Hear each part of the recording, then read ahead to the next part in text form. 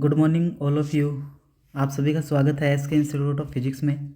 आज हम electric charges and field का नेक्स्ट टॉपिक पढ़ने जा रहे हैं, जिसका नाम है electric field due to a point charge basically. ठीक है।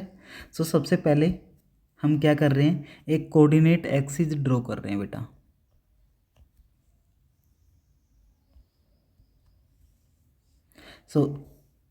इस वाली एक्सिस को आप क्या बोलते हो? Horizontal axis. हॉरिजॉन्टल एक्सिस जिसको आप एक्स एक्सिस भी बोल देते हो, ये आपकी कौन सी होती है? Vertical axis. वर्टिकल एक्सिस जिसको आप क्या बोल देते हो? वाई एक्सिस भी बोल देते हो। ये point of intersection of x axis and y axis को आप क्या बोलते हो? ओरिजिन, जिसको आप किससे रिप्रेजेंट करते हो? बेसिकली ओ से रिप्रेजेंट करते हो। ये आपकी जेड एक्सिस मान लो भाई।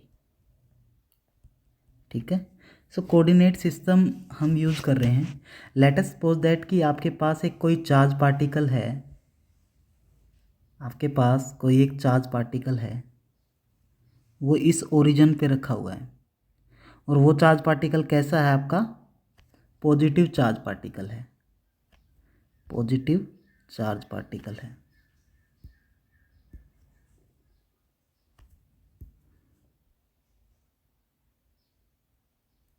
ठीक है। लेट अस सपोज दैट कि जो इसका मैग्नीट्यूड है वो कितना है? क्यू है। ठीक है। बेसिकली जो ये ओरिजिन पे आपका जो चार्ज पार्टिकल रखा हुआ है, ये some kind of field generate करेगा स्पेस में। ठीक है ना। लेट अस सपोज दैट कि आपके पास इस कोऑर्डिनेट सिस्टम में एक कोई पॉइंट है, उस पॉइंट का हम नाम दे रहे हैं P। You have to find out the electric field due to this charge on this point. ठीक है। आप इस P पॉइंट पे इलेक्ट्रिक फील्ड निकालने जा रहे हो, किसकी वजह से? इस Q चार्ज की वजह से। ठीक है। सबसे पहले हम क्या करेंगे, इस पॉइंट P के पोजीशन वेक्टर ड्रॉ करेंगे। ठीक है। तो पोजीशन वेक्टर हम ड्रॉ कैसे करते हैं बच्चों? बेसिकली आप एक वेक्टर को स्टार्ट करते हो कहाँ से? ओरिजिन से स्टार्ट करते हो और इस P पॉइंट तक ड्रॉ कर देते हो। ठीक है। ये इसकी टेल है, ये इसका एरो है। बेसिकली एरो क्या रिप्रेजेंट कर रहा है? इसकी डायरेक्शन, कि आपका जो P पॉइंट है वो कौन सी डायरेक्शन में रिप्रेजेंट हो रहा है। और इसका जो ये मैग्नीट्यूड है यहाँ से लेकर यहाँ तक, ये इसका मैग्नीट्यूड आपका रिप्रेजेंट करता है बेसिकली। इसको आप नाम क्या दे रहे हो? Are vector. अगर डायरेक्शन की बात करें आर कैप की, तो वो डायरेक्शन कैसी हो जाएगी? इस डायरेक्शन में हो जाएगी। बेसिकली जो ये चार्ज है जो ओरिजिन पे रखा है, वो some kind of field generate कर रहा है इस चार्ज के चारों ओर, इस तरीके से। ठीक है। इस तरीके से। और ये फील्ड चारों डायरेक्शन में बेसिकली फैल रहा है। ठीक है। ऐसे ऐसे।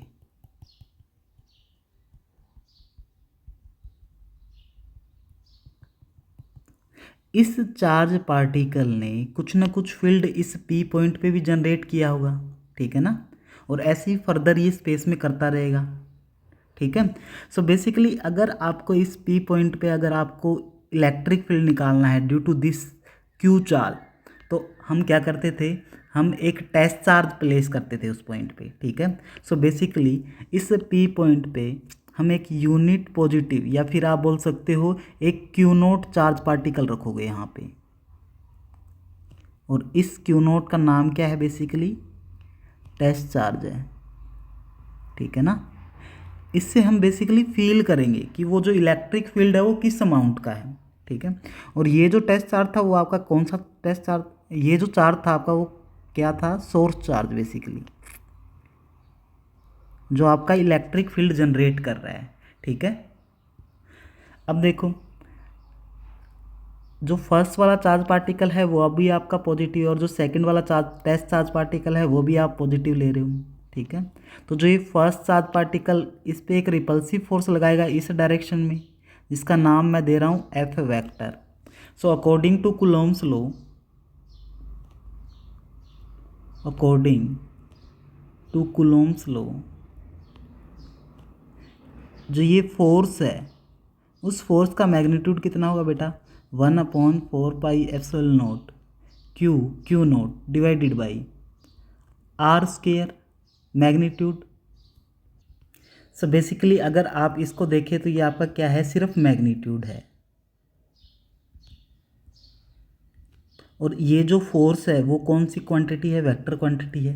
आप इसमें डायरेक्शन भी रिप्रेजेंट कर रहे हो, सो इसके साथ हम एक डायरेक्शन अटैच कर देंगे, और वो डायरेक्शन कौन सी है, आर कैप वाली। जो ये एफ फोर्स है वो इस आर वेक्टर या आर कैप के अलोंग ही तो है, ठीक है। तो आपने इस फोर्स में एक तो मैग्नीट्यूड अटैच कर दिया और साथ में ये डायरेक्शन आर कैप भी अटैच कर दी। सो आपके पास जो फोर्स आ गया वो कितना आ गया, 1/4 pi epsilon naught q naught divided by r square r cap, ठीक है। Now we know that electric field E can be represented as limit Q naught tends to 0 force per unit charge test charge, okay. तो यहाँ से देखें अगर हम direction भी represent कर रहे हैं तो आपके पास इलेक्ट्रिक फील्ड क्या आ जाएगा, limit Q naught tends to 0 F vector divided by Q naught. So let us suppose that this is your equation number first. यहाँ से ये आपकी second equation. So from first and second we get E vector will be equal to limit Q naught tends to 0 1 divided by Q naught। इस force की value इस equation number first से रख दो बेटा, 1/4 pi epsilon naught q naught divided by r square times of r cap, ठीक है। यहाँ से देखें तो इस क्यू नोट से क्यू नोट कैंसिल आउट। यहाँ से देखें तो ई वेक्टर आपके पास क्या आ गया, 1/4 pi epsilon naught q divided by r square times of r cap. अब इस एक्सप्रेशन में आपका क्यू नोट तो है ही नहीं, दैट मीन्स जो ये लिमिट है वो आपकी, इसको आप एस्केप कर सकते हो बेसिकली, ठीक है। तो यहाँ से देखें तो electric field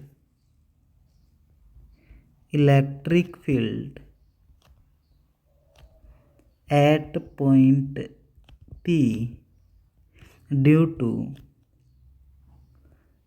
charge Q is equal to कितनी आ गई, E vector will be equal to 1/4 pi epsilon naught q divided by r square times of r cap, ठीक है ना। सो बेसिकली ये डायरेक्शन के साथ है। अगर आप सिर्फ मैग्नीट्यूड की बात करें तो उस P पॉइंट पे मैग्नीट्यूड कितना है इलेक्ट्रिक फील्ड का, 1/4 pi epsilon naught q divided by r square, ठीक है ना।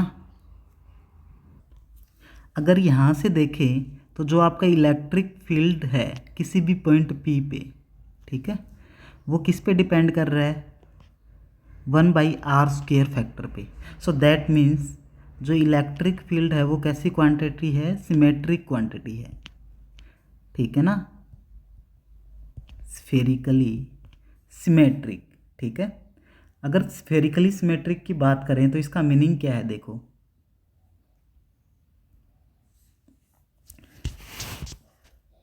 आपके पास एक कोई चार्ज पार्टिकल है, लेट अस सपोज दैट कि आपके पास एक कोई चार्ज पार्टिकल है और वो चार्ज पार्टिकल आपका कैसा है, पॉजिटिव है, ठीक है, पॉजिटिव है। सो ये जो चार्ज पार्टिकल है एक फील्ड क्रिएट करेगा अपने आसपास ऐसे, ठीक है। उसके बाद ये जो फील्ड है वो फैलता रहेगा ऐसे,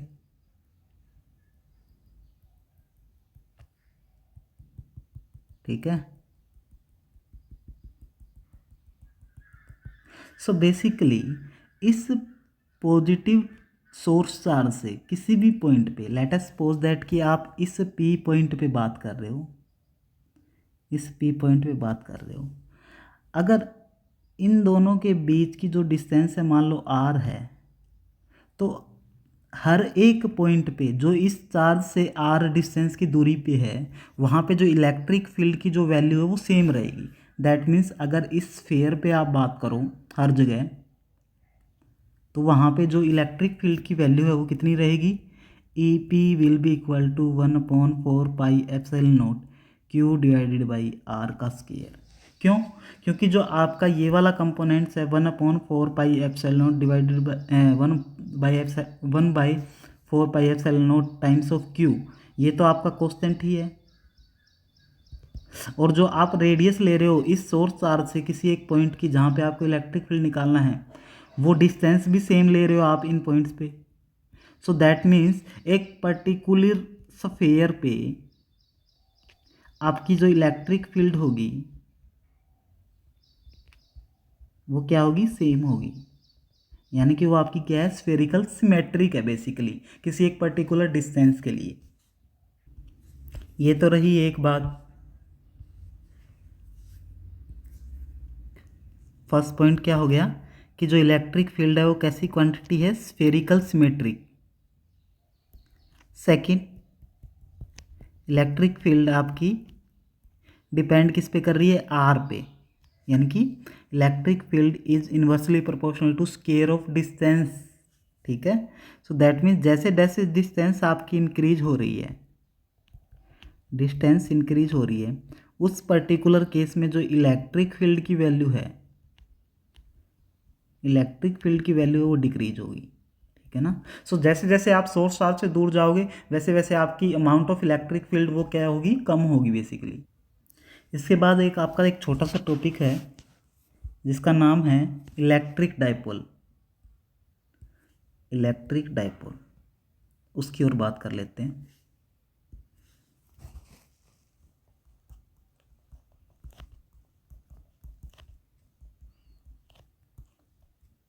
ठीक है, सो बेसिकली इलेक्ट्रिक डाइपोल होता क्या है, सबसे पहले तो इसकी डेफिनेशन ही लिख लेते हैं।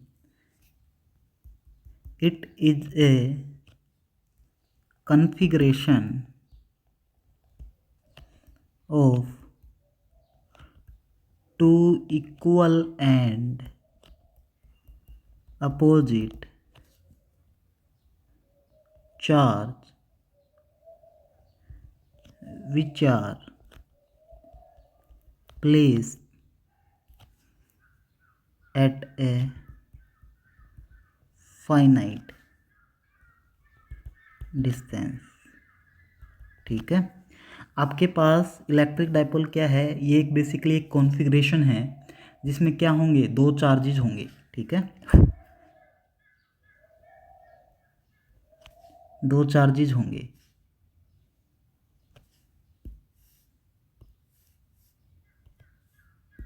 फर्स्ट चार्ज कैसा होगा, पॉजिटिव होगा, और सेकंड चार्ज कैसा होगा, नेगेटिव होगा। फर्स्ट का मैग्नीट्यूड अगर क्यू है तो सेकंड का मैग्नीट्यूड भी आपका क्यू हो गया। इसका अगर साइन पॉजिटिव है तो ये आपका चार्ज कैसा होगा, नेगेटिव चार्ज होगा। सो बेसिकली ये कॉन्फ़िगरेशन है जो आप स्पेस में एक सम काइंड ऑफ डिस्टेंस पे आप इनको रख देते हो। इन दोनों के बीच की डिस्टेंस कितनी होगी, इन दोनों के बीच की डिस्टेंस को आप 2a मान लेते हैं। ठीक है ना। सो बेसिकली इस कॉन्फ़िगरेशन को ही आप क्या बोलते हो, डाइपोल बोलते हो। ठीक है, इस डाइपोल पे अगर हम टोटल चार्ज की बात करें तो वो कितना आएगा, total charge on dipole, so Q net will be equal to plus Q minus Q. So plus Q से minus Q cancel out, that means इस डाइपोल पे जो टोटल नेट है, नेट चार्ज है वो कितना है, 0 है। ठीक है, अगर ये जो charge particle, positive charge particle जहाँ पे रखा हो उसको मैं नाम दे दूँ ए, इसको मैं नाम दे दूँ बी, तो जो ये ए बी है वो क्या है, A B is the length of dipole. ठीक है, ये आपकी क्या है, लेंथ ऑफ डाइपोल है, जिसको आप किससे रिप्रेजेंट करते हो, 2a वेक्टर से। ठीक है, और ये जो 2a वेक्टर है इसकी जो डायरेक्शन होती है वो कहाँ से कहाँ तक होती है, charge minus q to charge plus q. ठीक है, सो बेसिकली यहाँ से आपको एक चीज़ पता चलनी चाहिए कि जो ये इलेक्ट्रिक डाइपोल है हम यूज क्यों कर रहे हैं। क्योंकि प्रैक्टिकल लाइफ में अगर हम रियल लाइफ में बात करें तो बहुत सारे एग्जांपल्स हैं, बहुत सारे मटेरियल्स और मॉलिक्यूल्स हैं जो बेसिकली डाइपोल कंस्टिट्यूट करते हैं। सो उनमें आपके एग्जांपल्स जैसे मैं बात करूं तो HCl हो गया, वाटर हो गया, H2O हो गया, अमोनिया हो गया, NH3 एटसेट्रा। ये कैसे मॉलिक्यूल्स हैं, ये आपके डाइपोल्स बनाते हैं बेसिकली। ठीक है, डाइपोल्स का मीनिंग क्या है बेसिकली अगर मैं बात करूं तो जो सेंटर ऑफ पॉजिटिव चार्ज है, centre of positive charge O and centre of negative charge, negative charge does not coincide. ठीक है ना, जो किसी भी मॉलिक्यूल्स में जो आपके सेंटर ऑफ पॉजिटिव चार्ज हैं और सेंटर ऑफ नेगेटिव चार्ज है वो कोइंसाइड नहीं करते किसी एक पर्टिकुलर पोजीशन पे, उनके बीच में कुछ ना कुछ डिस्टेंस होता है। ठीक है, जैसे ये आपका पॉजिटिव चार्ज है, ये आपका नेगेटिव चार्ज है। इस पॉजिटिव चार्ज को आप क्या बोल रहे हो, सेंटर ऑफ पॉजिटिव चार्ज, इसको क्या बोल रहे हो आप, सेंटर ऑफ नेगेटिव चार्ज। तो इन दोनों के बीच में कुछ ना कुछ डिस्टेंस होती है, ये किसी एक पर्टिकुलर पोजीशन पे आपके कोइंसाइड नहीं करते।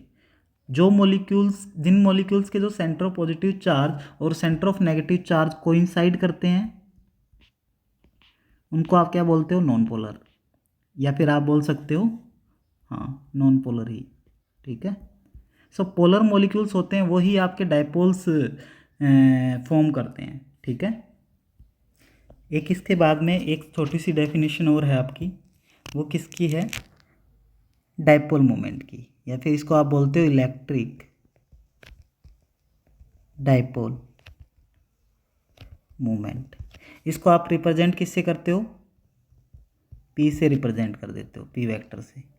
ठीक है, सो P वेक्टर बेसिकली कैसे निकालते हैं, जैसे आपके पास ये आपका पॉजिटिव चार्ज था, ये आपका नेगेटिव चार्ज था, दोनों पे मैग्नीट्यूड सेम था, इस पे प्लस Q था, इस पे माइनस Q था, दोनों के बीच की डिस्टेंस क्या थी, 2a थी। ठीक है, और डायरेक्शन कहाँ से कहाँ तक है, नेगेटिव चार्ज से पॉजिटिव चार्ज की तरफ।